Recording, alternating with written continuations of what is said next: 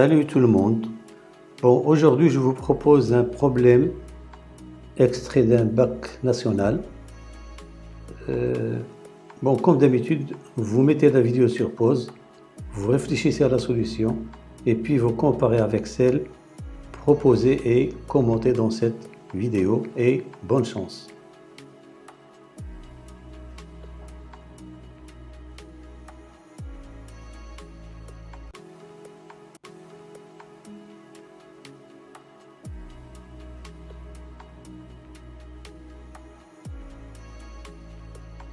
Bon, pour la solution de la première partie, il s'agit de calculer g' de x et d'étudier les variations. Donc, on va calculer g' de x.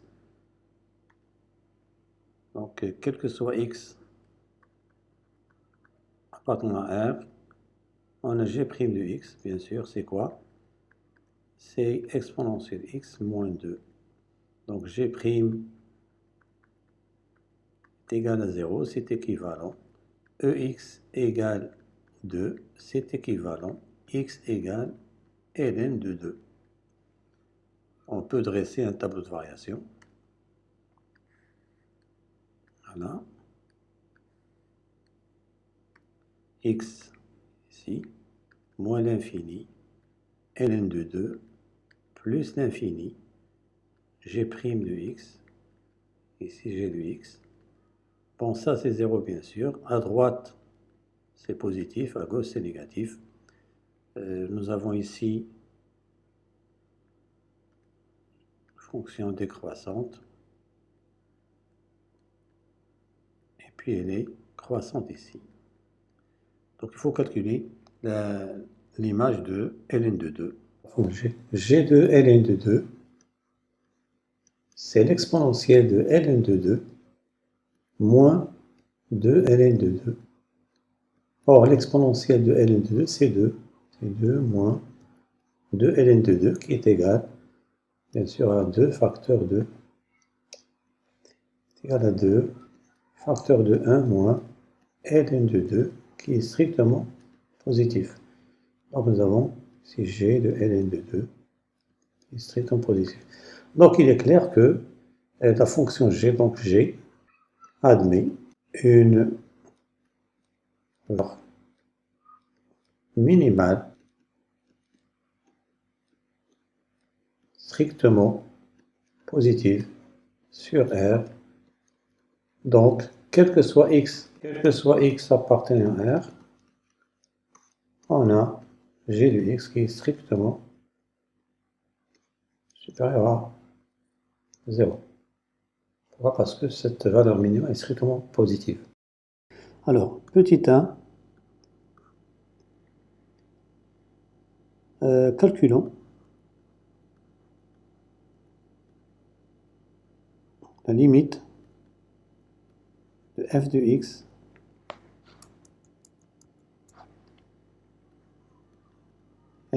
quand x tend vers plus l'infini. On a limite de f de x en plus l'infini égale la limite x sur ex moins 2x. Bon, qu'est-ce qu'on remarque qu'on a? Plus l'infini sur plus l'infini, c'est une forme indéterminée. Donc il faudra changer l'expression de f de x. Donc il faut factoriser par e de x. On va factoriser par e de x. Ici, nous avons 1 moins 2x exponentielle moins x. Ça, c'est en plus infini. Or, qu'est-ce qu'on sait? On sait que, donc, il faudra utiliser les limites remarquables que vous avez vues. La limite de ex sur x en plus l'infini égale plus l'infini implique que la limite de son inverse en plus l'infini égale 1 sur l'infini, c'est 0. Et on a déjà, et la limite de x exponentielle moins x en plus l'infini, c'est la limite, on peut dire que c'est moins grand x exponentielle grand x quand grand X tend vers moins l'infini, égale, bien sûr, 0, en posant grand X égale moins X. Quand petit x tend vers plus l'infini, grand X tend vers moins l'infini. Finalement, qu'est-ce qu'on a? On a la limite de f de x en plus l'infini est égale à 0. Calculons la limite f de x en moins l'infini égale limite bien sûr de x sur ex moins 2x moins l'infini. Alors, on va factoriser par x au haut et en bas. C'est la limite, bien sûr ici 1 sur ex sur x moins 2 moins l'infini. Limite de l'exponentielle de x sur x en moins l'infini, c'est la limite. On peut écrire sous cette forme-là. Bien sûr, c'est 0 fois 0 qui est égal à 0. Ça veut dire quoi? Que la limite, c'est... Ça, c'est 0, donc c'est moins 1,5. Donc, limite de f de x en moins l'infini égale moins 1,5. Petit b, interprétation géométrique. On a à droite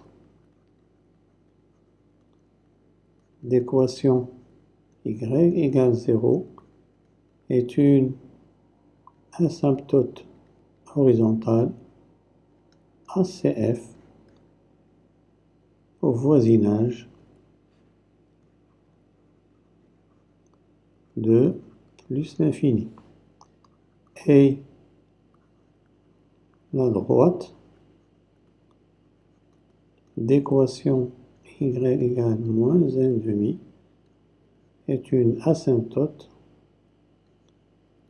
horizontale, bien sûr ACF, au voisinage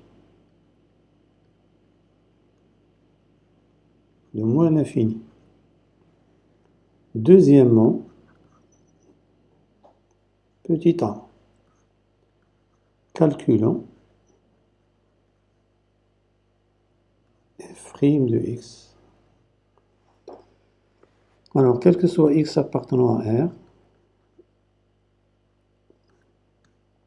nous avons f' de x égale quoi? C'est x sur ex moins 2x de tout prime. On va utiliser le résultat bien sûr. Ici c'est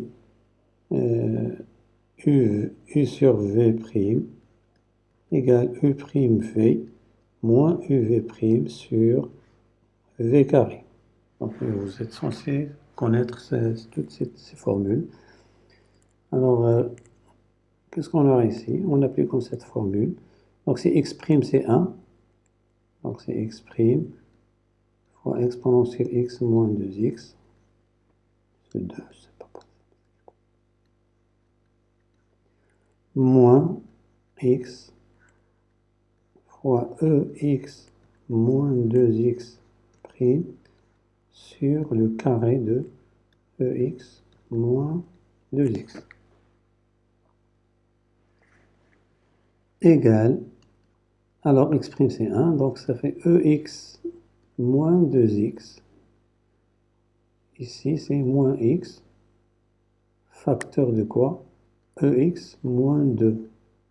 Parce que la dérivée de ex c'est ex sur, bien sûr, le carré de ex moins 2x. Égale, donc en développant ici, on trouve moins 2x plus 2x, ça va disparaître, pour faire vite un petit peu, et on aura, c'est 1 moins x, facteur de ex sur le carré, c'est ex moins 2x. Voilà, c'est notre fonction dérivée, f' de x. Donc remarquons que f' de x dépend, le signe de f' de x dépend uniquement de 1 moins x. Donc on va étudier le signe de f' et puis dresser son tableau de variation. Bon, on peut le faire les deux en même temps. Donc c'est petit b, tableau de variation de f. Donc il est clair que nous avons ici, voilà, nous avons ici x moins l'infini plus l'infini. Bon, on va prendre ici f' de x, bon, on a 1 moins x. Et ici, c'est f de x. Ça, c'est 1. Ça, c'est 0.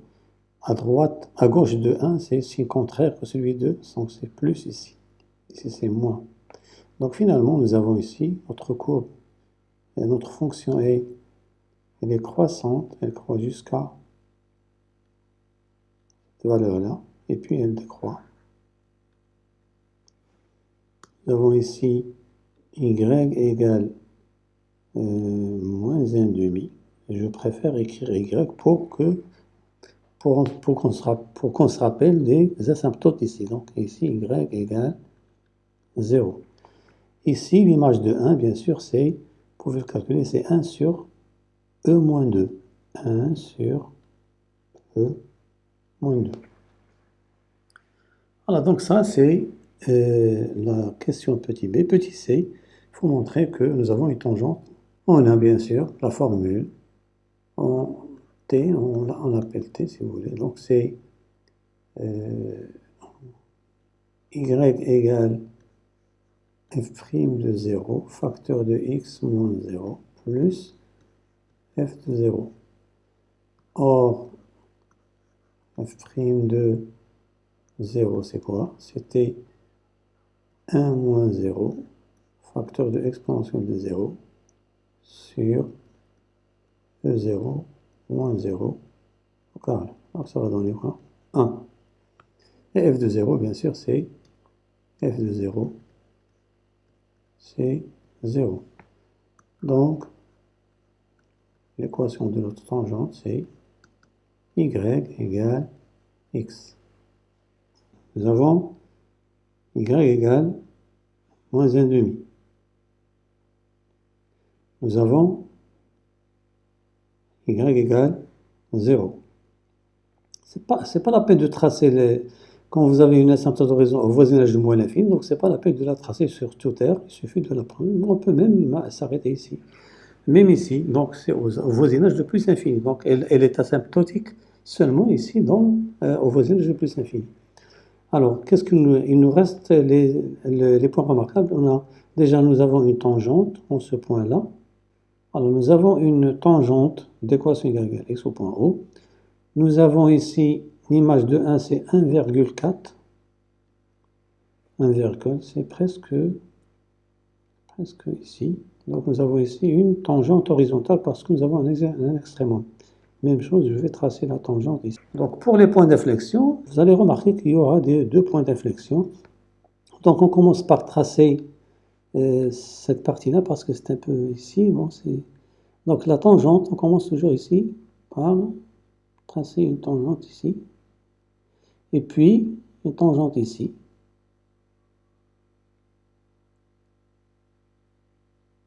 Et puis, on trace maintenant. Donc, la fonction, elle est strictement croissante de moins l'infini jusqu'à 1, comme ça.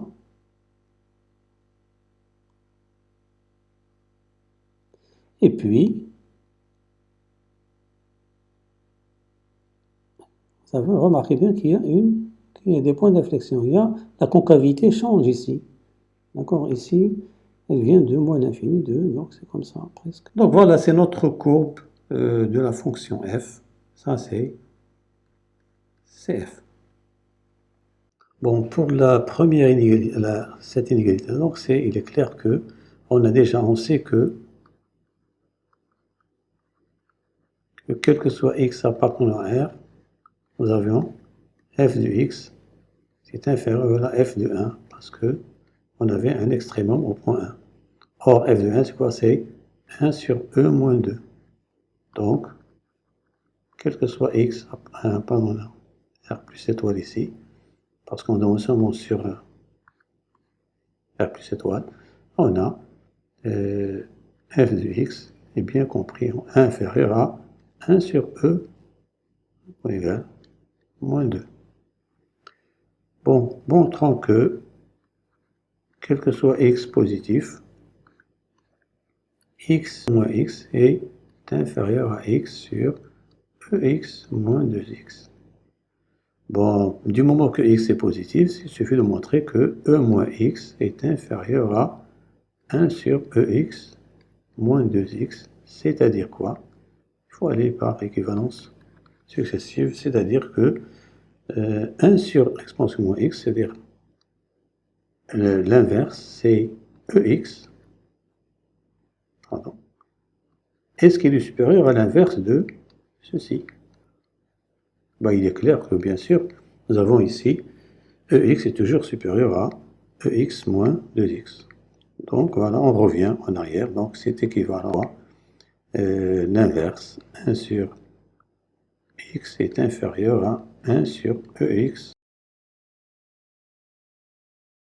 En conclusion, quel que soit x positif, on a montré la double intégralité. Donc exponentielle moins x, on multiplie par x bien sûr, il est positif, inférieur à x sur ex moins 2x, c'est-à-dire f de x, voilà, inférieur à 1 sur e moins 2.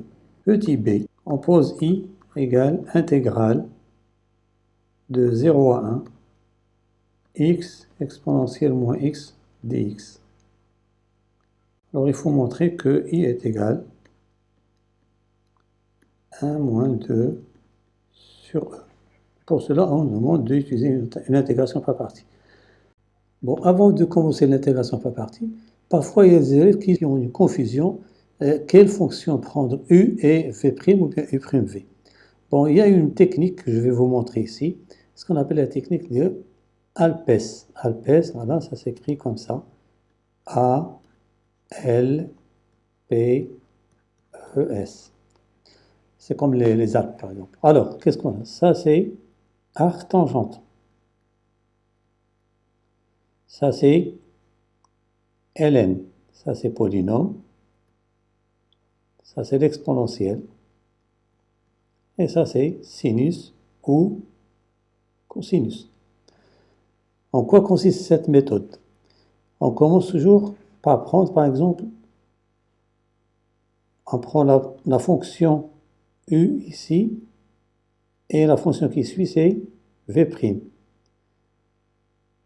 Exemple, nous avons ici un polynôme, une exponentielle. Donc, on va prendre cette fonction-là, c'est elle qui précède l'exponentielle, donc c'est u, et ici, on va prendre v', et ainsi de suite. Donc, on va poser u de x égale x, c'est le polynôme, il est avant exponentielle, et v' de x égale l'exponentielle moins x. Et bien sûr, u' de x, c'est quoi? C'est 1. Et v de x, une primitive de moins exponentielle moins x, c'est moins exponentielle moins x. Et on applique la formule d'intégration par partie. C'est u, bon, uv directement, moins intégrale de 0 à 1. On a commencé par u, terminé par u', c'est 1, fois v, c'est moins, ça fait plus ici, exponentielle moins x dx. Donc ça, c'est, on connaît une primitive de cette fonction. Donc, i égale quoi finalement? C'est uv, je vais remplacer maintenant, c'est moins x exponentielle moins x pris entre 0 et 1, plus exponentielle moins, bien sûr, une primitive, 0, 1. On peut faire entrer les deux. Donc ça fait moins x exponentielle moins x, moins exponentielle moins x, pris entre 0 et 1. Je peux inverser les bornes, mais en changeant de signe. Donc ça fait x exponentielle moins x, plus exponentielle moins x, entre 0 et 1. Et on trouve, on remplace x par 0, ça fait 0 plus exponentielle de 0, c'est 1. 1 moins, je remplace x par 1, ça fait 1 fois exponentielle moins 1, c'est 1 sur e, donc ça fait 2 sur e. D'où I égale 2 sur E. L'aire du domaine plan délimité par la courbe C, l'axe des abscisses et les deux droites d'équation x égale 0. Montrer que, donc AE c'est quoi? C'est l'intégrale de 0 à 1 f de x dx. Rappelez-vous qu'on avait déjà ici, notre fonction elle était de cette forme, de 0 à 1, elle était comme ça. D'accord? Ça c'était la tangente. Donc c'est cette partie-là. L'aire c'est cette partie-là que l'on cherche. Ça c'est A de E. Qu'est-ce qu'on nous demande? On nous demande de montrer que A de E est compris entre 1 moins 2 sur E et 1 sur E moins 2. Donc déjà on sait que d'après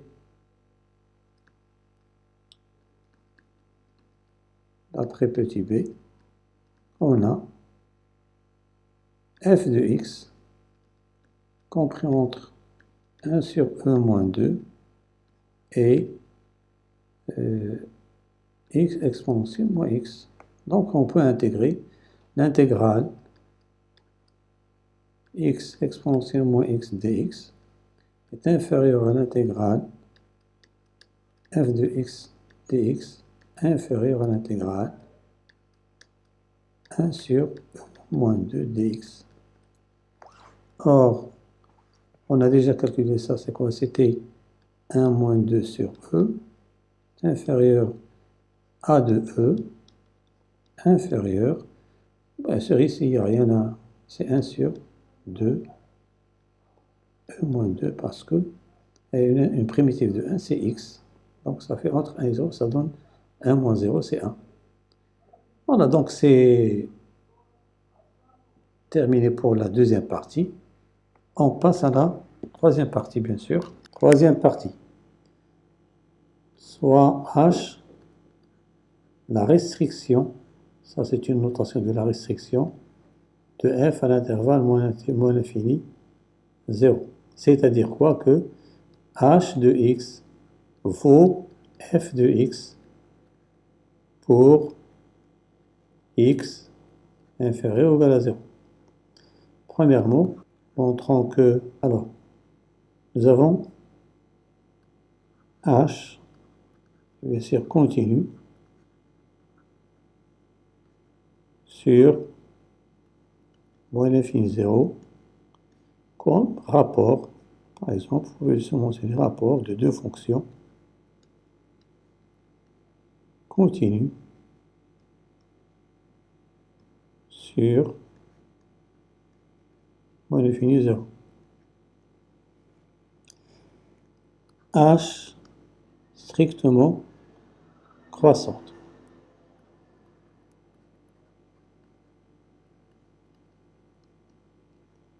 Donc, H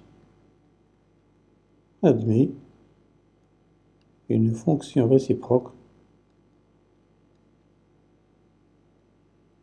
H-1 définie sur l'image par H de l'intervalle I. C'est égal à quoi? Du moment qu'elle est croissante, donc c'est la limite, ici c'est H de 0. Or, la limite de H en moins l'infini, c'est la limite de F.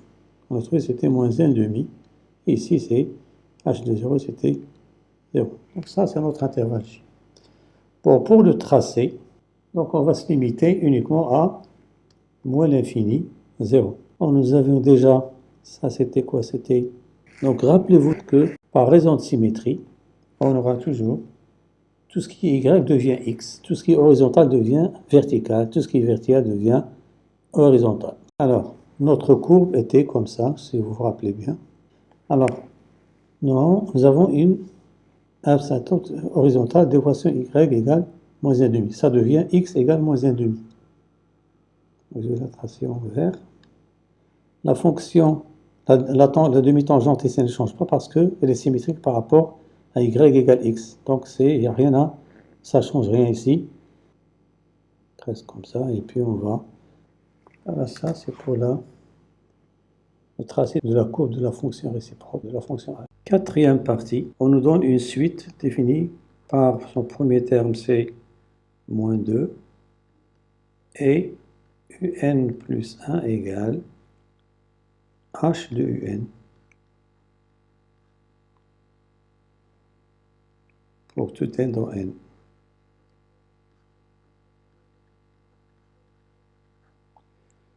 Premièrement, il faut montrer que, quel que soit n appartenant à n, un est inférieur ou égal à 0, par récurrence sur n. Donc pour n, 0, on a u0 qui est égal à moins 2, inférieur ou égal à 0. Donc c'est vrai. On suppose que un est négatif ou nul pour un certain n dans n, et on montre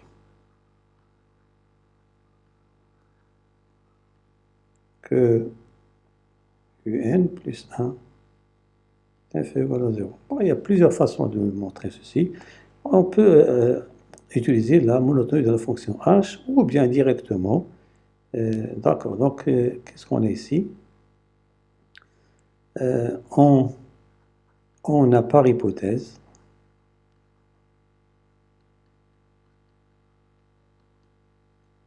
un et h, elle est croissante sur moins l'infini 0. Donc, h de un est inférieur à h de 0 qui est égal à 0. Donc, un plus 1 est inférieur à 0. Deuxièmement, montrons que la suite est croissante. Que la suite un est croissante. Donc voilà, on nous donne déjà une indication graphiquement. Graphiquement, on a déjà montré que, si vous vous rappelez un petit peu de ça, vous avez, et notre courbe était toujours au-dessus de la tangente. Ça veut dire quoi? Que on a ici, quel que soit x négatif ou nul, on a h de x est toujours supérieur ou égal à x. Donc on peut l'appliquer ici. Donc on a, quel que soit n appartenant à n, les un sont négatifs ou nuls, donc ils sont dans l'intervalle. Et donc on applique cette inégalité-là. Donc h de un supérieur ou égal à un, c'est-à-dire un plus 1 supérieur à un. Donc un est croissante. Troisième et dernière question. On a un est croissante et majorée par 0 d'après ce qui précède. Donc, un converge vers une limite L. Il faut utiliser le théorème d'une suite définie par une fonction. On a f continue sur moins l'infini 0. Niveau i. Et quel que soit n, on a n, les un sont dans l'intervalle moins l'infini dans i. Et un convergente. Donc, L est l'unique solution de l'équation, pardon, c'est h ici,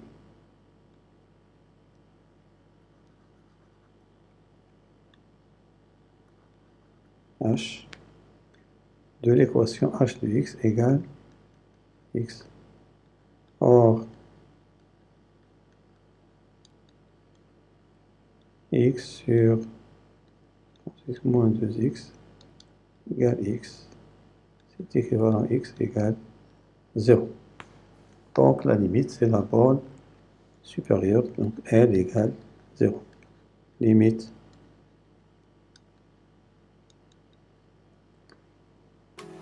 Voilà, c'est terminé pour la solution de ce problème. J'espère vous retrouver pour un nouveau problème. Merci pour votre attention et à la prochaine.